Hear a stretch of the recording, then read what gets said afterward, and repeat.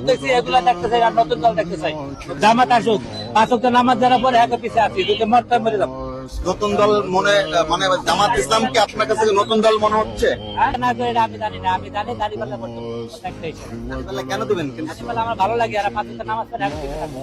আল্লাহ আল্লাহ লোক, আল্লাহর পিছিয়ে থাকবো, বিচার করবে আল্লাহ করবে, এখন রাস্তা থাকবো না। আমরা দেখছি জন্মের পর থেকে সব দলই দেখছি, কোন দল এই দেশে ভালো করতে পারে না, খালি বলছে এই কর্ম সেই কর্ম, হ্যাঁ কর্ম তাই কর্ম, চাঁদাবাজি চুরি ছিনতাই সব রয়ে গেছে, কেউ ছড়াইতে পারে নাই। ঠিক আছে, এখন আমরা জামাতে দেখবো জামাত কি করে। বিগত নির্বাচনে বা বিগত আমলগুলোতে জামাত ইসলামকে এককভাবে নির্বাচন আসতে দেখি নাই, বর্তমানে এককভাবে আসার স্বপ্ন দেখছে কেন তারা? ইচ্ছা করে যে 100 বার এবার আইতে পারে, আমরা হায়দ্রাবাদ আমরা দেখতে চাই, এবং আমাদের ফ্যামিলি এবং আমাদের আত্মীয় লোক, আমাদের বংশীয় যত লোক আছে সবাই বলবো যে দাড়িপাল্লা করতে হবে।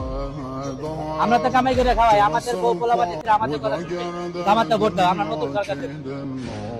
ঠিক আছে, কি আশা করছেন আপনারা? আশা কি দেশ ভালো থাকবে।